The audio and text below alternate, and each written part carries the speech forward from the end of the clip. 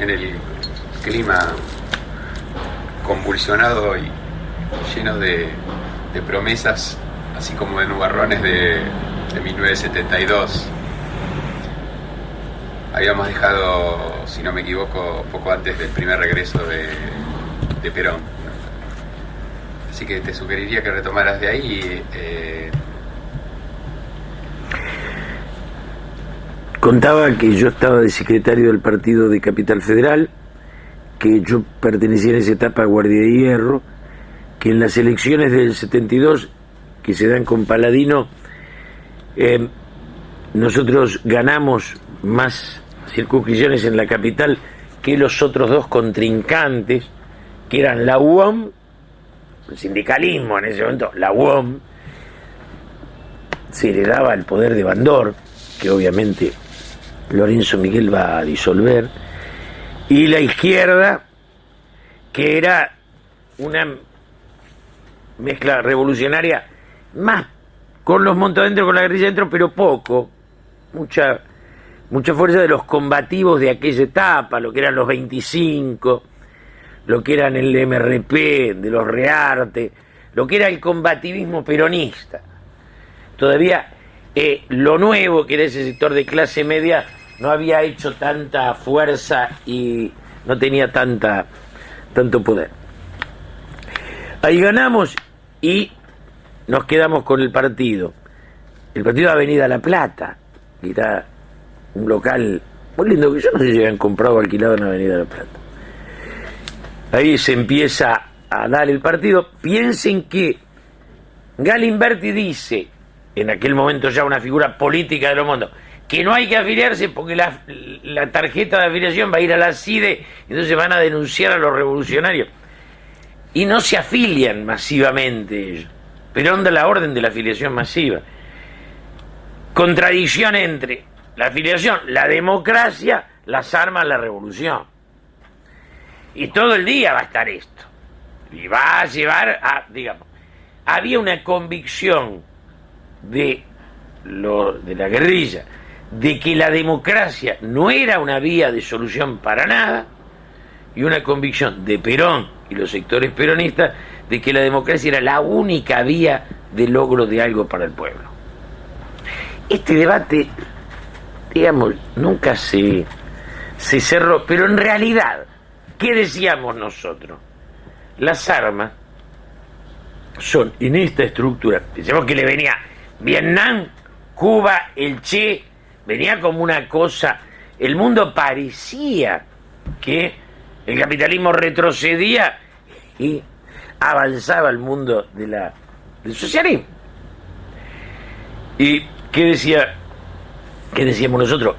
La democracia es la única salida. ¿Y qué decían ellos? Las armas es la única salida. Nosotros decíamos, las armas, ellos por 100 pesos, 200, 300, pagan un policía que te mata a tiro y vos tenés que hacer un cuadro revolucionario, tardás años. Digo, vas a donde son más fuertes. En la violencia el sistema tiene una fortaleza infinita. En la democracia el voto del pueblo lo va a ir venciendo. Creo que teníamos razón histórica nosotros, pero ellos siguen diciendo que la democracia no sirve para nada. No sé, hace 2 días decía el del Garrahan que la democracia no sirve para nada. Así es, uno no dice que es democratista por fanatismo. Digo, democratista porque es el lugar donde las mayorías pueden convertir la cantidad en voto, calidad. Después de nosotros depende que le demos la riqueza que le dio Europa a esa democracia o no. Mi idea personal es que siempre el izquierdismo, que era Lenin que decía enfermedad infantil del comunismo, el izquierdismo no sirvió para nada, hizo retroceder al pueblo. Si uno agarra a la revolución chilena, ¿qué hacía el MIR? El MIR tiraba tiro para justificar el golpe de Pinochet. No hay chemo. Siempre que había una democracia progresista, la izquierda se radicalizaba y permitía que la derecha dé una explicación del golpe. Acá fue igual. Acá el golpe, ¿qué hace? Esto no quiere decir que yo esté en contra de la guerrilla, digo, pero la violencia sirvió. Isabel era un desastre, que era lo peor. Yo hice juicio político, Isabel. Digo, pero si Isabel caía en su ley venía un régimen democrático. ¿Tiro para qué? Tiro para convocar a la represión y convertir la represión en masivo, en un hecho de consenso, que es lo que lograron. Julio, antes de seguir por ahí, te voy a pedir que te detengas un poco en algunas cuestiones. Paladino. Paladino es el delegado de Perón. Perón lo elige a Paladino porque Perón en esto era muy hábil, va endureciendo la mano paulatinamente. Cuando el régimen, Lanuse, dice o negociamos o no tenemos salida, Perón lo pone a Paladino, que es un negociador. Un negociador bastante conservador, muy vivo, muy inteligente, pero muy de el centro derecha peronista, si queremos. Un hombre ligado al sindicalismo, y Paladino es, digamos, la democracia que no asusta al régimen. Suponete que en lugar de poner a Paladino lo pone a Galimberti, se rompe el proceso, pero no lo iba abriendo de a poco. Paladino es el negociador con Lanuse. Perón, de entrada, se lo dice a muchos, es doble agente, Paladino. O sea, es el que Perón elige, también porque Lanuse lo había elegido. Es un agente doble. Perón sabe que él tiene las de ganar y Lanuse cree que la tiene ganada. ¿Qué piensa Lanuse? Perón lo convence al régimen que él tiene miedo a volver. Sobre esta convicción el régimen se larga y avanza. Y Perón, sobre la convicción de que no viene, tanto así que aparece Cornicelli ahí, que yo no me acuerdo bien. ¿Te acordás del coronel Cornicelli? Sí. Lanuse manda a un coronel a hablar con Perón y Perón se lo desarma. Tanto es así que cae en aquella vieja práctica de Perón cuando despreciaba a alguien le cambiaba el apellido, que venía de Irigoyen. Irigoyen decía, hablé con el señor Beiró, que era Beiró, pero estaba peleado y le cambié el apellido, lo jodiste para siempre. Digo, y Paladino es el reformismo, y pero vos dirías sí, en un nivel, digamos, fáctico, que era un doble agente de Paladino. Que termina siendo un doble agente. Termina sí, cooptado. Sí, termina cooptado, pero yo creo que Perón lo hace porque es el más cooptable. Perón lo larga por eso, lo elige por eso. ¿Por qué? Porque era la forma de enganchar al régimen en el diálogo. Y digo, no hacia la esencia si lo era o no lo era, pero no sabía Paladino qué quería más y quedar bien con que, ojo, esto ya venía de Bandor. Sí. ¿Qué quiere Bandor? Ser heredero de Perón, pero heredero de Perón para arreglar con el régimen y consolidar un poder. Discuten un lugar, no la conducción. Paladino es lo mismo. Y cae o termina cuando ya negocia tanto con Lanuse que termina siendo empleado de Lanuse. Y ahí lo cambia. Y ahí Perón, cuando tiene seguro el proceso de democratización, el partido armado, da el salto y va a Valmedina, Galimberti. Sí. Una pregunta, digamos, a lo largo del 71-72, ¿está claro para el peronismo, digamos, la voluntad de Perón de volver? La otra pregunta sería, ¿está claro para el propio Perón que quiere volver? Sí. Para nosotros nunca hubo dudas, nunca. Fíjate, cuando nosotros empezamos en el 70, la historia, el PB es eterno.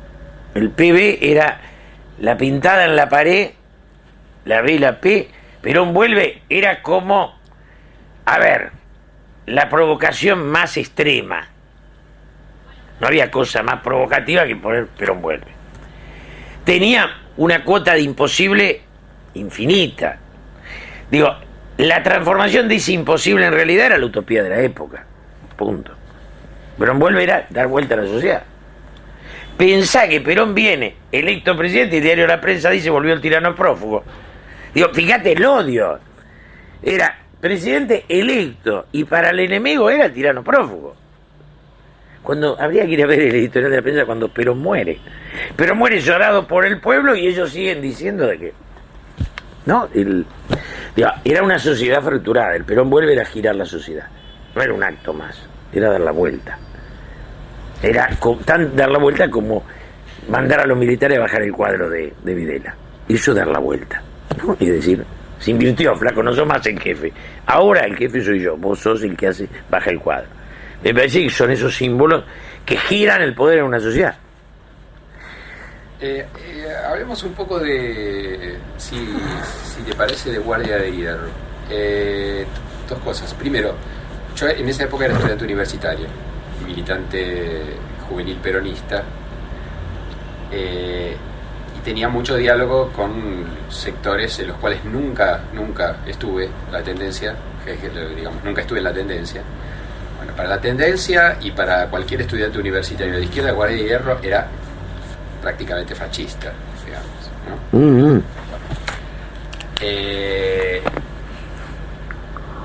Haciendo de abogado del diablo, ¿qué tenés vos para decir al respecto?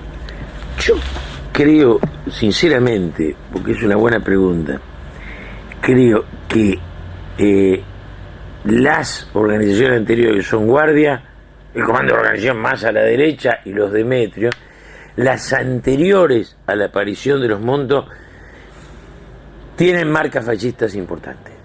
No dudo de eso, no digo que después en el seno de ella vos jugaras más a una cosa liberal que en la estructura. Sí, ¿por qué Perón elige a los Montos? Elige a los Montos porque eran lo más abierto que tenía en cuanto a la gama de jóvenes, digamos. Porque vos te podés preguntar por qué Guardia empieza 15 años antes y Perón no le da pelota, porque tiene una comprensión del fenómeno Perón donde le pone tanto acento a lo nacional que no le da pelota a lo distributivo, para ser clarito. Cuando nosotros hablamos de fascismo en la Argentina, ¿qué hablamos? De una marca nacionalista que le parece que lo social es secundario. Y eso no es el peronismo, eso es un pedazo del peronismo. Pero en rigor, Perón priorizó lo social. Pero qué idea, por ejemplo, en la época en que vos eras militante, dirigente de Guardia de Hierro, Sí. ¿Cómo te sonaba la expresión socialismo nacional? No, a mí bien. Bien. Bien, excelente. No, pero además yo lo defendí siendo diputado. Pero me parece que, como todo relativo en la vida, la aparición de los Montos, antes de la aparición de los Montos, Guardia no era fascista. La aparición de los Montos lo convierte a Guardia en fascista. Porque en los Montos la impronta. ¿Por qué se hace Guardia fascista? Es una defensiva contra el marxismo. Punto. Todo el peronismo estaba tan atacado por el marxismo que se fascistiza. Porque el marxismo era mayoría universitaria y juvenil. Pensá que en el 56, 57... Yo no me olvido nunca una cosa. Yo salgo diputado electo en el 73. Me voy a ver a Grondona, que era mi profesor, porque faltaba una materia, una pavada. A la Facultad de Derecho. Me pongo a caminar con Mariano Grondona por la facultad. No había todavía asumido el gobierno de campo. Y se escucha cantar la marcha peronista. Y Mariano y yo caminábamos por Derecho. Se para Grondona y me dice... Digo, ¿qué le pasa? Mariano dice, pensar que cuando yo era estudiante eran 3. Digo, esto es como un símbolo de cómo... En eso había fascismo en Guardia y había fascismo en los Demetrios y había una defensiva al marxismo que los hacía fascistas, punto. O que le daba un tinte. Ejemplo, no eran antisemitas ni el pedo. De organización sí. Yo los escuché. En Guardia de Hierro militaba gente. Había judío a patada. Había judíos a patada. Muchos. Digo, en eso no había antisemitismo, había macartismo, había antimarxismo. Al CDO yo lo escuché cantar consignas antisemitas. Guardia no, pero bueno, te digo que si había una tendencia más, uno utiliza términos europeos que son difíciles de integrar acá, cuando, digamos, uno dice fascismo porque no dice nazismo, porque los nazis eran una cosa y los fachos otra, digo. De última, los tanos, en lugar de cámara de gas, te daban aceite ricino. La forma, la distancia es muy grande, además porque eran tanos, los tanos no van a la guerra, lo más importante de los tanos en la guerra es la retirada. Digo, pero son pascualinos 7 bellezas, no son la tragedia hispana o la encarnación de la violencia germánica, es otra cosa. Pero había tinte de derecha en esas organizaciones. no me cabe duda, y eso me parece también había un enamoramiento del marxismo en Los Montos que fue atroz y fue infantil. Pedro Gelman, un cura filósofo importante que dejó los hábitos, nos decía: qué tontería enamorarse del marxismo cuando Europa lo está abandonando. Ya venía Garodí, ya venía la fractura, ya Sartre renunciaba. Digamos, nosotros nos agarró un enamoramiento, no a mí, pero sí. El marxismo fue un enamoramiento tardío de una juvenilla argentina que era bastante idiota, ¿no? Digamos, era muy comprometida en el heroísmo y muy tonta en lo ideológico. Otra cosa, ¿cómo veían ustedes el tema de la relación movimiento-partido? Esa cuestión, digamos, el partido justicialista, ¿para ustedes tenía alguna entidad o era simplemente...? Parece que la idea de movimiento es militar. O sea, Perón concebía una guerra entre la nación y la antinación. El jefe de la nación era Perón. Organizada esa nación con alas. El ala negociadora era la política y el ala agresiva y combativa en aquella época era la CGT. Es decir, pensá que los obreros no eran estos gordos que tenemos ahora llenos de oro. Y en el fondo, cuando la CGT se le vuelve al centro, él pone con Evita y las mujeres el ala combativa. Pero Perón usaba la idea de alas, digamos, a nosotros nos mandaban leer Clausewitz, leer Sun Tzu, leer todo el arte de la guerra para entender la política. Digamos, hoy podría yo decirte que la embajada de Estados Unidos tiene un ala derecha que es ámbito financiero, una ala izquierda que es página 12. Esto siento yo, digo, bueno, ellos sabían antes que nosotros lo que era eso, ¿no? Entonces, en ese sentido, Perón siempre había hecho del partido una estructura momentánea, porque le tenía miedo a la burocratización de la política. Ahora, pare mano. Perón planteaba que el fin del peronismo era el gran acuerdo nacional. Dado que el abrazo Perón-Balbín termina la misión histórica del peronismo, porque la idea de nación es compartida entre el peronismo, el radicalismo, sectores democristianos. Cuando la idea de nación se consolida, los partidos son las que discuten. O sea, ¿qué le pasa a Argentina? Porque cuando discutimos por qué el peronismo, ¿por qué en Brasil no hay peronismo? Porque los brasileños son todos brasileros. No hay antibrasilero en Brasil. Si nuestra oligarquía de la nación viviera en Brasilia, diría que el carnaval es un gesto de atraso en cultura. ¿Por qué? Porque están en contra de lo social. Vos fíjate que el odio con el tango es que el tango le pone una marca a nuestra identidad que ellos no pueden eliminar. Yo digo siempre, para joder, la Argentina es lo que los ricos odian: el peronismo, el fútbol y el tango. Son las tres cosas que los ricos odian, esos somos. Porque ellos no aportaron nada. La idea que Borges le tocaba un premio Nobel por aplaudir a los milicos, no por escribir, digo una cosa. Entonces, la noción de nación, y ahí sí está el hecho de que cuando vos planteás lo del fascismo, no. Había una marca de universalización de la pelea socialista que se daba en la izquierda, y entonces la izquierda, que te decía, la identidad secundaria es, la identidad nacional es secundaria a la unidad de los pueblos del mundo. Esa globalización de izquierda después va a traer la globalización de derecha, que te van a decir, mire, el ser humano es secundario a la unidad de los mercados y la guita que... Entonces, nosotros siempre reivindicamos la identidad nacional.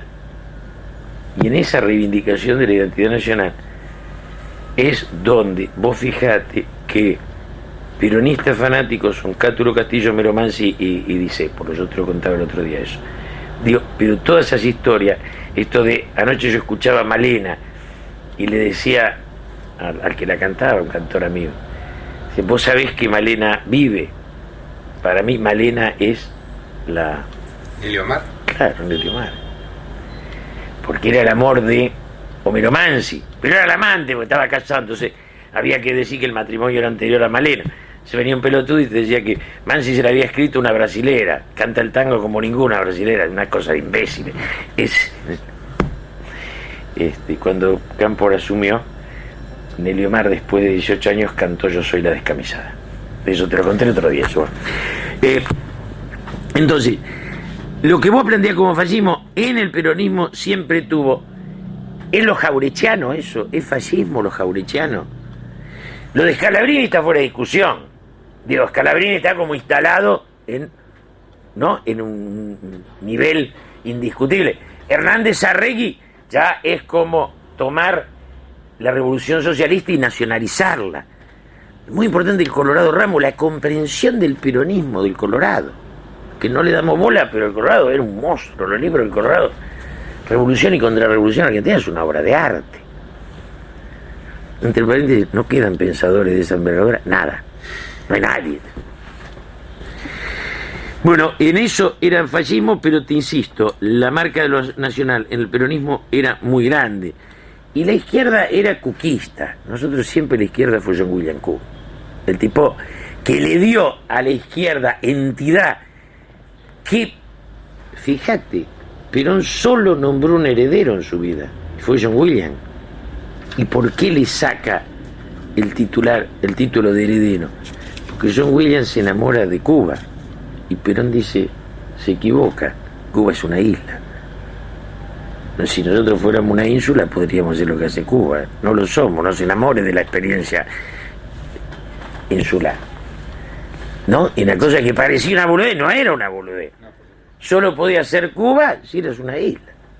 Si no, preguntar a los otros muchachos cómo les fue, ¿no? En fin. Te sigo haciendo preguntas de la época. Dos. Una de ellas es sobre Galimberti. ¿Tiene o no un papel clave, crucial, en lo que es el enlace entre lo que en determinado momento es un grupo, digamos, de militantes armados muy aislado y las juventudes,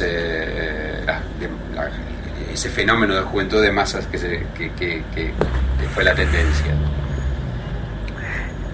Galimba fue mi amigo.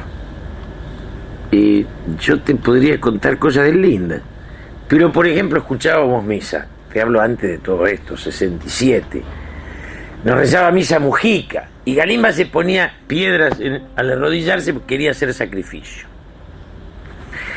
Digo, te describo un personaje católico, ese sí que era facho, venía del fascismo más puro, muy, yo debo tener la historia con Galimba, la historia de mi vida, porque nos conocíamos de ese mundo chiquito. Cuando en el 65, 66, yo era dirigente estudiantil, Galimba me decía, che, yo no tengo idea, pero tiro. Ustedes pongan la idea, yo tiro, hace un quilombo, pero todavía no se nos había ocurrido la lucha armada. Galimba es el aventurero, punto. Es el aventurero. Y en eso de ser el aventurero es la antítesis del militante. Fíjate que la idea del militante es el ser anónimo que participa de la causa del todo.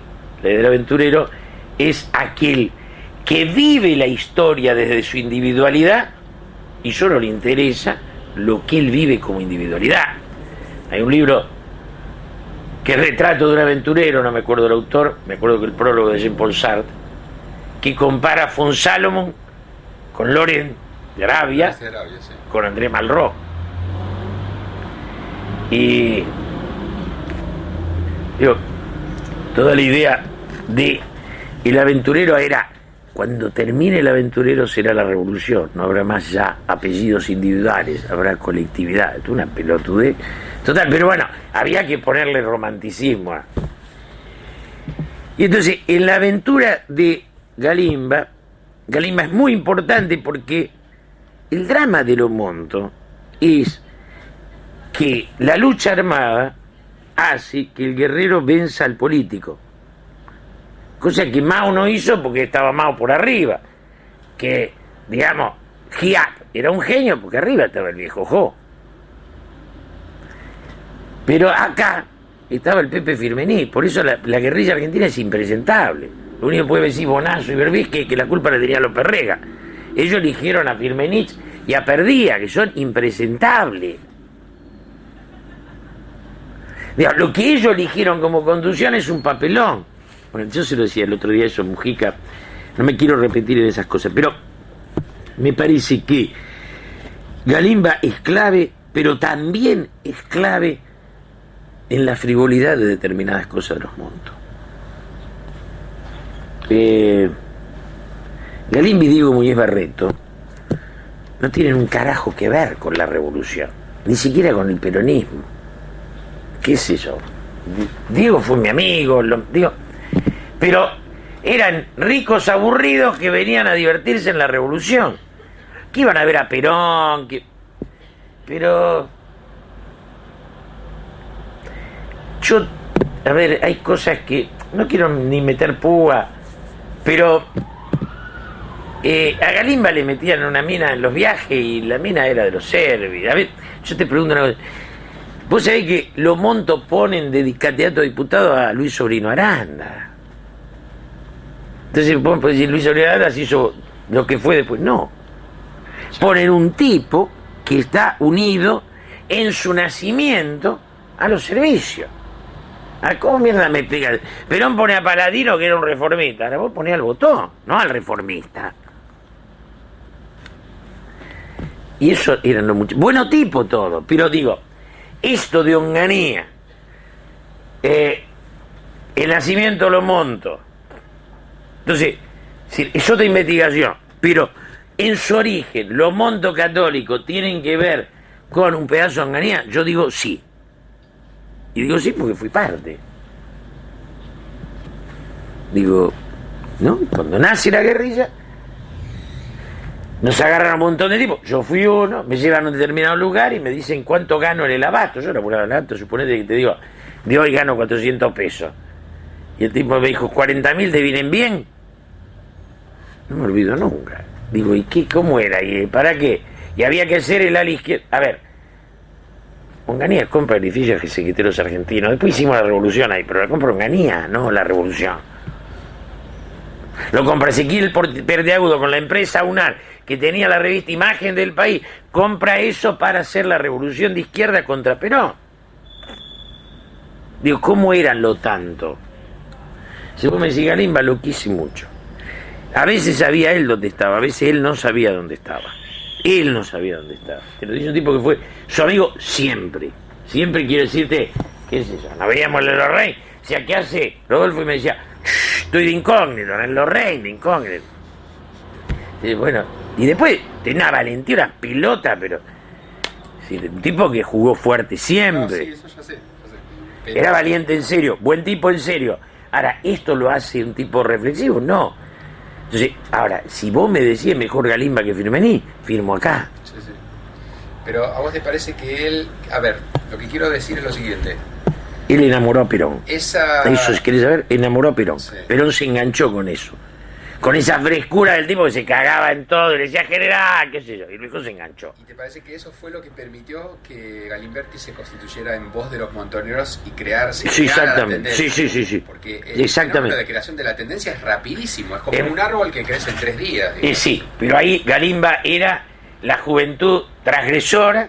Además, Perón era un genio también. ¿Por qué crece en 3 días? Porque lo ve a este y dice, este es el Maradona de la revolución. Sí, nosotros, como hay mucho gorilismo al pedo, no entendemos lo que era Perón. Esas cosas las hacía Perón. Te agarraba de Paladino a Galimba. Entonces, de una cosa aburrida que daba 2 votos con 20, cuando le aflojaban ponía Galimba y tenía 3 millones de pendejos, ¿o no? Eso era Perón. Recién hacían una descripción del método de conducción de Perón como un método de alas, ¿no? O sea, un método militar, absolutamente militar. Entonces, digamos, ¿cuáles serían las alas, digamos, que Perón manejaba en esa coyuntura 71-72 y respecto a quiénes, digamos? O sea, exclusivamente respecto al anuncio o también respecto a sectores dentro del peronismo. No, él los sectores del peronismo los manejaba, punto. Con Longaro se peleaba, Pero después, cuando aparecían los fachos, la derecha sindical,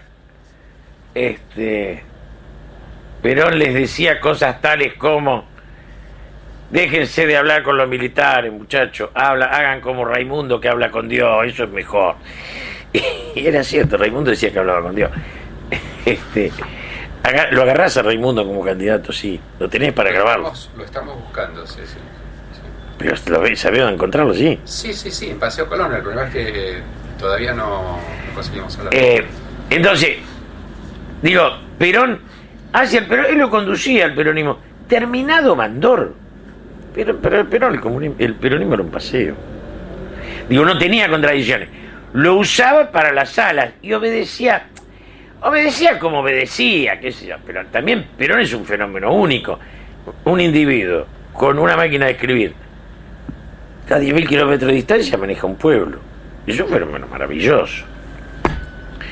Y las cartas, yo te dije el otro día, te lo vuelvo a decir, había que hacer un estudio sobre la carta de Perón, eran millones. ¿Cuántas escribía por día? No había internet, no había nada.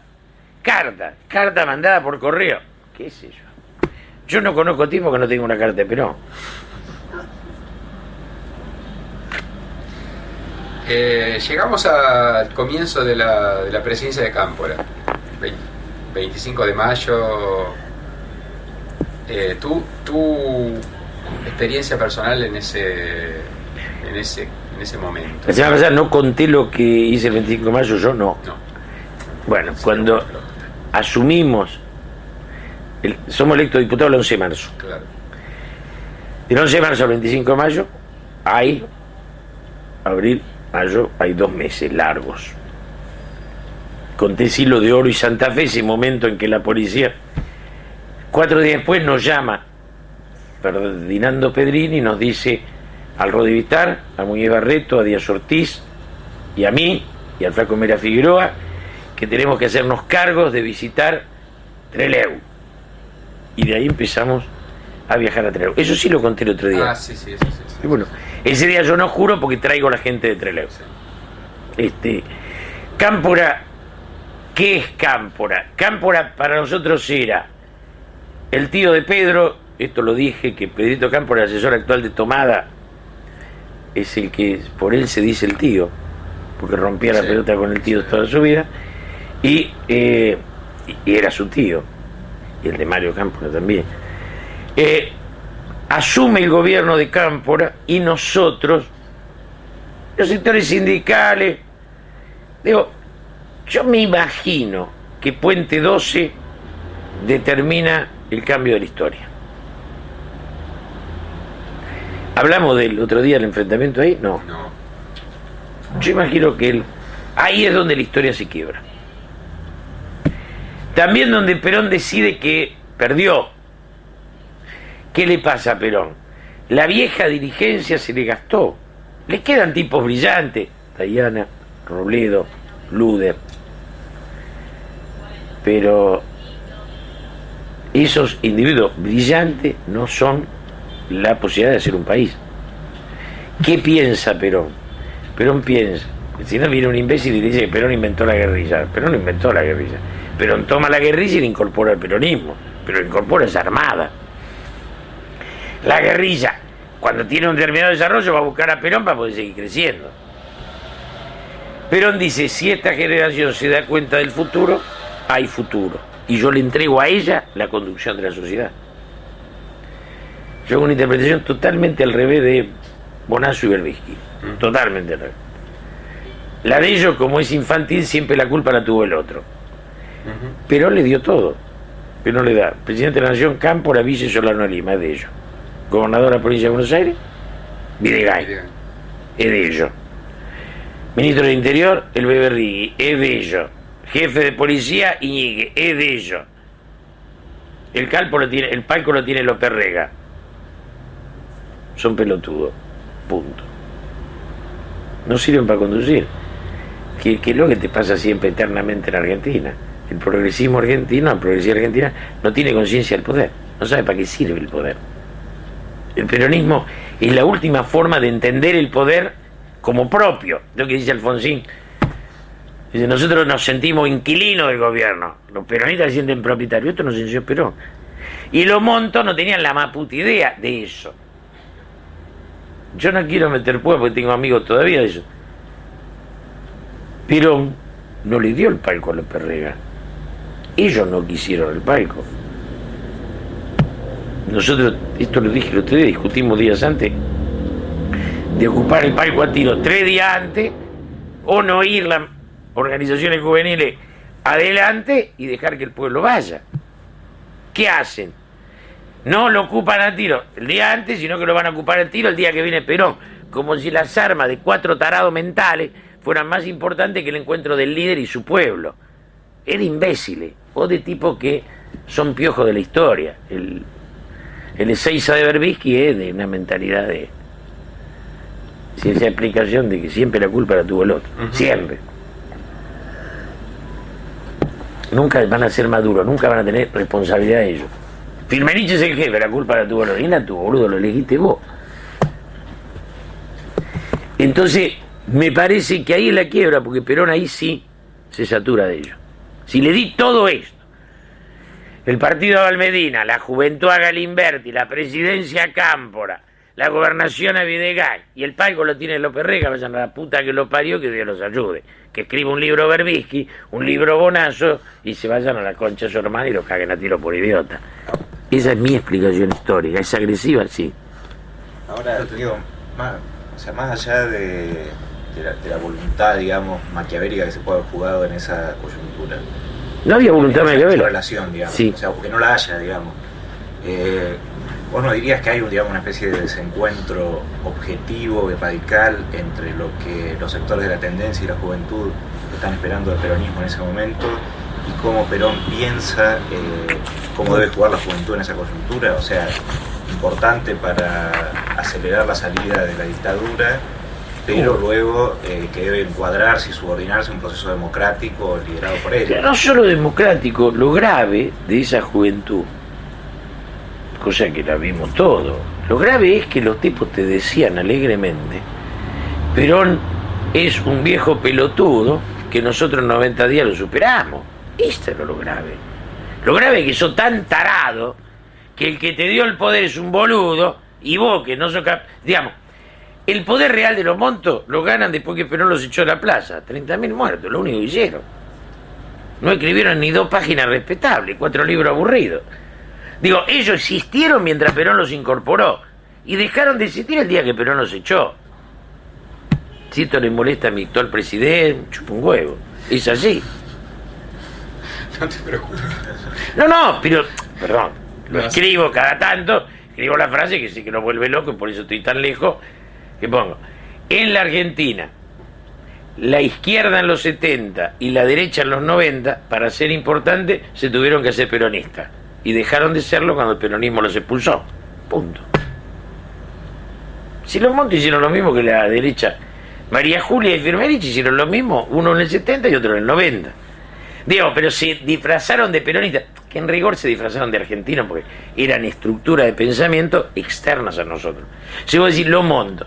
Bueno, 30 años, a los 25 años, qué sé yo no te digo Napoleón ni Mao Zedong, pero, digo, podría ser doña Petrona C. de Gandulfo. Digo, no sos un nene irresponsable que tira a tiro y cree que lo vas a cagar a los milicos a palo.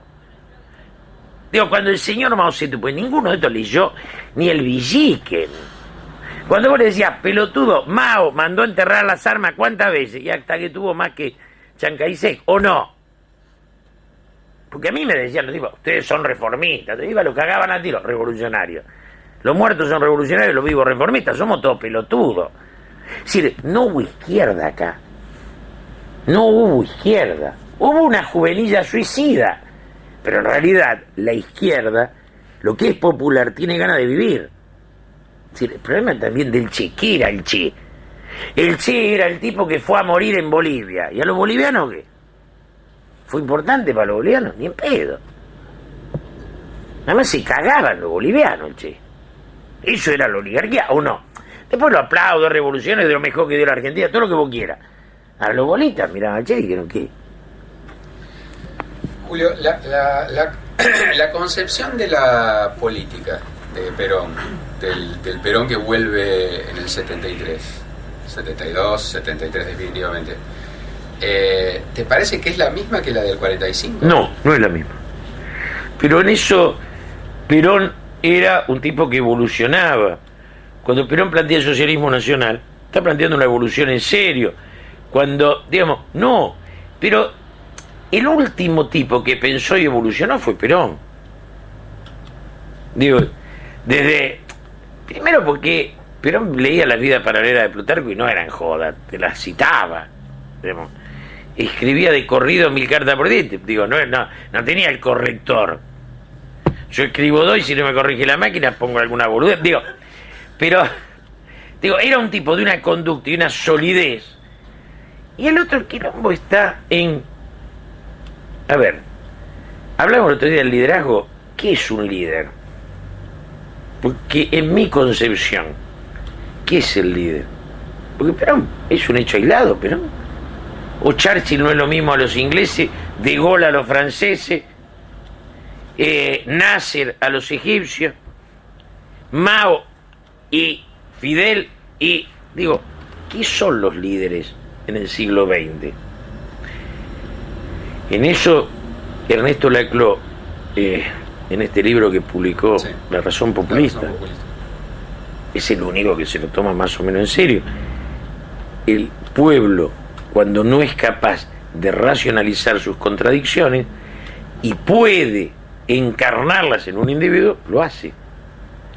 Ese líder es aquel que contiene y resuelve en él las contradicciones de esa sociedad. Está bien, pero por ejemplo, la idea es decir, tomando en cuenta eso que vos decís, la idea de democracia integrada de Perón, ¿no te parece que era, a pesar de todo, demasiado poco pluralista?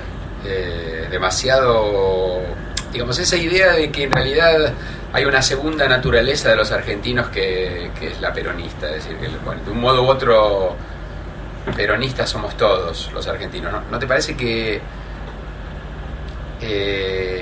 terminaba como dejando inevitablemente fuera de la nación a grupos sociales y políticos importantes? No, porque él aclaraba que peronistas somos todos, pero el peronismo ha muerto, decía. Yo te hablé con el ruso Gelbar ahora. El ruso le decía, yo me quiero hacer peronista, pero le decía, no sea tonto, yo lo contrato a usted porque no lo es. Porque yo necesito que esa identidad se disuelva. Entonces, Perón era, digamos, y te lo decía todos los días, todo lo que hacía Perón iba en contra. El problema de la historia peronista la medían los sindicalistas. Decían, Gelbar no es peronista, y los montos entraban hasta la bola. A mí me decían todos los montos en la cámara que Gelbar era de derecha. Digo, me la morfé toda, la boludece toda. Pero sospechaban que era un cuadro del partido Era un cuadro del PC, además era lo más izquierda que esta sociedad permitía. Era el único que tenía idea del poder. Una cosa de loco. Nosotros 3 años después te decían, Gelbar es un jefe, pero después que lo habían cagado. ¿Viste? Es lo mismo que hoy un tipo te dice, Kirchner no me gusta. Y bueno, tiremos contra Kirchner. Y si se cae Kirchner, ¿qué viene? López Murphy. Pará, pelotudo. ¿O no? Digo, porque yo me hago responsable de lo que me gusta, lo que no me gusta y lo que hago. Sí, a ver, Vicente, vos y yo sabemos.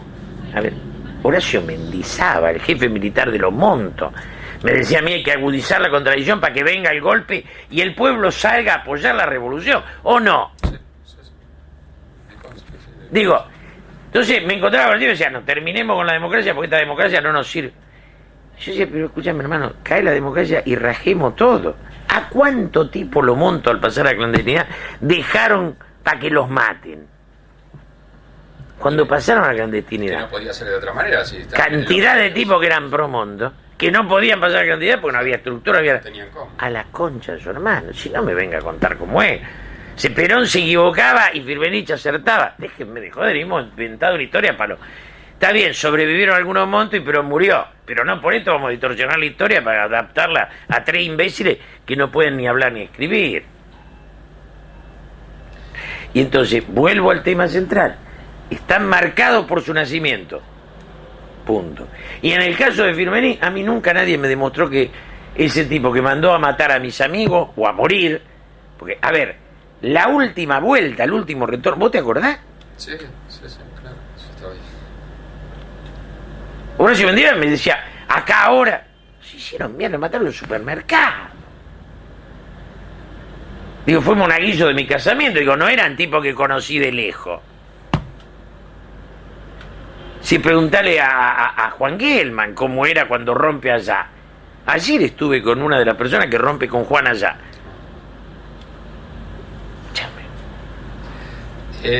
Volviendo un poco todavía atrás. Cuando muere Perón, Sí. me acuerdo que al otro día Alejandro Álvarez hace unas declaraciones que salen en los diarios y que, te digo con toda franqueza, creo que fueron de las cosas que a mí me salvaron la vida, a pesar de que yo no estaba en Guardia. Guardia de Hierro. Que fue, él dijo públicamente, Guardia de Hierro a partir de este momento se autodisuelve, Sí, deja sí. de existir como organización. ¿Cuál era el análisis político que había atrás de eso? No, en eso el análisis era una cosa que, digamos, él te había dicho siempre, que la organización se montaba para servir a Perón.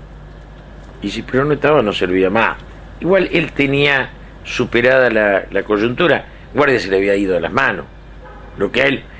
Pensá que era una organización de Cuadro que en su momento llegó a tener 5.000 fichas. ¿Sabes lo que era 5.000 tipos con ficha adentro? Eran organizaciones que se hacían en estructura militar. Eran comando, grupo de comando, estructura de 5 y un jefe, en los barrios. Nosotros, yo hacía relevamiento de Barraca Constitución, tenía los planos, por si íbamos. Eran lindos delirios porque te venían a agarrar. Pero no, yo creo que él, hasta ese momento, él tenía una cosa muy importante que era el petiso Tristán. El petiso era una cosa muy importante en la vida gallego, hasta que se pelean, pero el petiso es el hombre que era la percepción de Perón, que es el individuo que dice lo de López Rega es el fin de la revolución peronista, lo plantea claramente, y es el que dice si Perón se muere, esto se acabó. Yo voy con Héctor Tristán y el gallego Álvarez a Olivos al velatorio, y es lo que decía, ahora no hagan, ya está, ahora hagamos lo que podamos por la democracia, esto se acabó. Y la percepción de que se había cerrado una etapa era muy fuerte. Es decir, la tontería de los montos de creer que nacía el poder de ellos porque se había muerto Perón, es la idea de cantidad de boludos, que el viejo hizo una fortuna, tipo, si se muere mi viejo la multiplico, los 3 meses están en quiebra. Y lo que no entendieron era el talento del constructor. Ese tipo dice, no, si esto está, yo lo... ¿No? Dos preguntas, digamos. La primera es la siguiente. Digamos, por ahí uno podría decir, digamos, que el contenido de ese pequeño periodo que Perón está en el gobierno es, digamos, por el lado político, este intento de abrir el diálogo hacia las otras fuerzas democráticas, o sea, dar una especie de cobertura política, democrática a su gobierno. Y por el lado económico, la política de Bergelba. Entonces, la primera pregunta sería, ¿qué contradicciones produce dentro del peronismo, y sobre todo en relación al sindicalismo, esa política de Bergelba? Esa es la primera. Y la segunda es, si eran esas contradicciones las que suponía que iban a explotar una vez que hubiera muerto Perón. Sí, se tenía claro que iban a explotar. Gelbar era, el sindicalismo estaba enganchado con la derecha peronista. La derecha era Gómez Morales, y detrás de Gómez Morales venían ya las lacras. Ricardo Sin, toda, ¿no? La lacra. Pensá una cosa, Perón, digo, nosotros olvidamos lo que Perón decía, pero no lo quería ver a Cafiero, no lo quería ver. Me acuerdo de Gelbar pidiéndonos a los jóvenes que le diéramos una mano porque Perón no quería que Cafiero fuera de presidente de la Caja de Ahorro, que era como ir a cualquier lado. Porque Cafiero era conservador, tampoco lo quería con Morales, no quería esos tipos.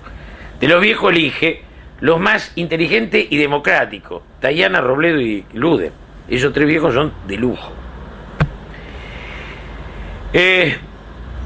Gelbar es la industria, y el sindicalismo industrial había muerto con Bandor. Había tenido una contradicción, pero había muerto con Bandor. Ya venía el sindicalismo, me agarro de tacones, donde decía, no, la reivindicación pasó, ahora viene ya ¿no? De Longanía. Habrían los sindicatos del Estado, Luz y Fuerza. Y esos tipos eran toda la negociación. Hoy son la revolución, al pedo, ate. Los ñoquis revolucionarios. En ese momento eran los ñoquis reformistas, pero ñoqui al fin. Y Gelbar era la industria. Gelbar era tan la industria y tanto la nación que Gelbar estaba en la informática. Querían hacer computadoras. FATE electrónica era la posibilidad de la computación argentina. Pensá que lo primero que hace Martínez II es destruir la idea de una informática argentina. En el Estado y en lo privado. FATE tiene que destruir eso. Yo fui informante de Alvar. Alvar era Aluminio Nacional. Venían y decían, no, porque son judíos. Bueno, ¿qué tiene que sean judíos? La fábrica está acá. Venían con guita de Kaiser Aluminio, que no era antisemita, venía el negocio que fuera. Digo, siempre la misma historia. Entonces, la contradicción la tenían porque el sindicalismo muerto Bandor no tuvo conducción. No la tuvo. Los Montos, como todos hijos de puta, lo que hacen es matar al mejor, que era Rucci, que era el que se podía entender con Gelbar. Y dejan a Casildo, que Casildo era un boludo grandote que descubrió el sexo a los 40 años. Cuando tiene que hacer la revolución, descubre el sexo. A los 20 se habría dedicado a la masturbación. Digo, y eso era Gelbar. Gelbar era, por eso te digo, la muerte de Rucci, que es el fenómeno más importante de la fractura, así como te digo, Puente 2 es uno, la muerte de Rucci es el final de la relación. Rucci muere a la 1, pero nos hace llamar pidiéndonos que vayan los Montos al velatorio. Los Montos nos contestan, eso lo conté el otro día, que no. Contalo, no lo contaste. Nos llaman a 3 diputados y nos dicen que Lastiri llama a Perón que vayan a buscar a los Montos para ir al velatorio de Rucci. Llevamos a buscar a los diputados Montos y a los Montos, que eran nuestros amigos, y le decimos, che, vengan al velatorio. Y nos dicen que no pueden ir por razones obvias. Yo estaba con Aullero ese día y Nilda agarré. No podíamos creerlo. Yo sabía por mi relación con el ERP, que era muy íntima, que ellos tenían una consigna que era no matar dirigentes sindicales. Sí, el ERP mataba solamente militares. Solo mataba militares. Con lo cual, a la muerte de Rucci, bueno, el otro día conté algo de la muerte, cómo se tratan de... ¿eh?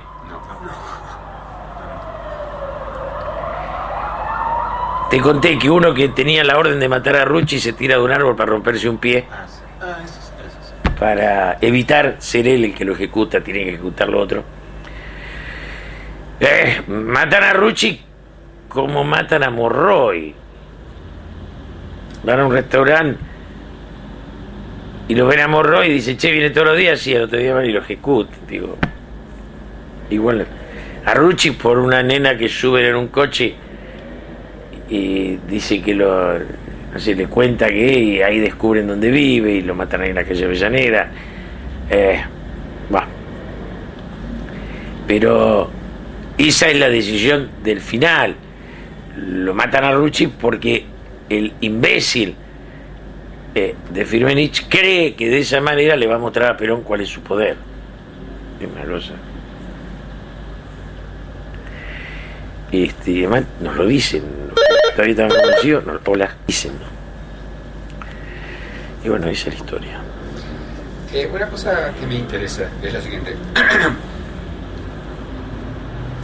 Cuando Perón tiene que decidir quién lo va a acompañar en la vicepresidencia, ¿a vos te parece que él tenía alguna preferencia diferente a la de Isabel?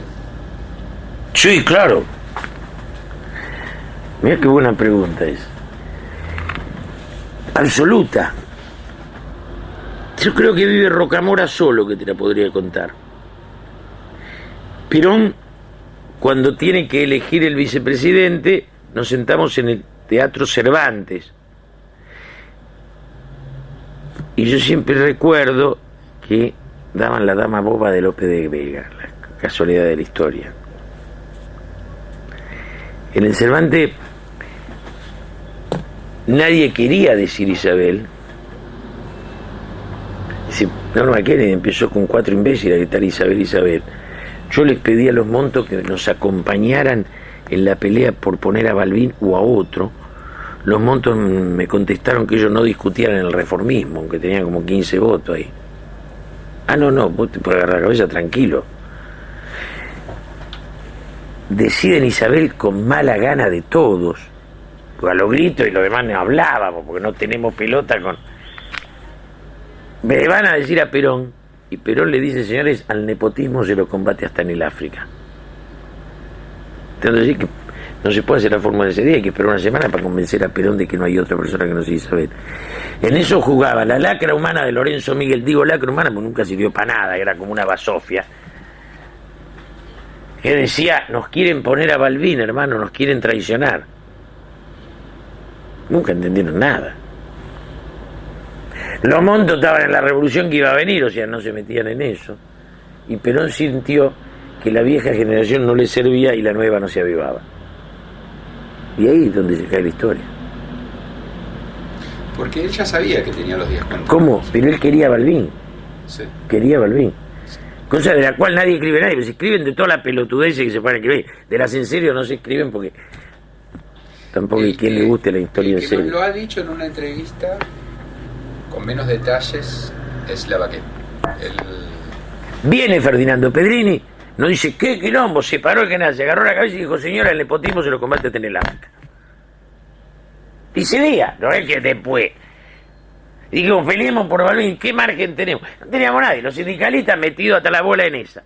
Los Montos diciendo que ellos estaban en la revolución. Quedábamos 9. Después haremos el grupo de trabajo y seremos la minoría que éramos, punto. Porque siempre te pasa la vida boludez entre los fachos que están arreglando con los milicos y la izquierda que quiere hacer la revolución, la historia pasa por el medio y no le toca a nadie. Buah. Seguimos la semana que viene. Sí, con mucho o no, cuando quieran ustedes, ¿no?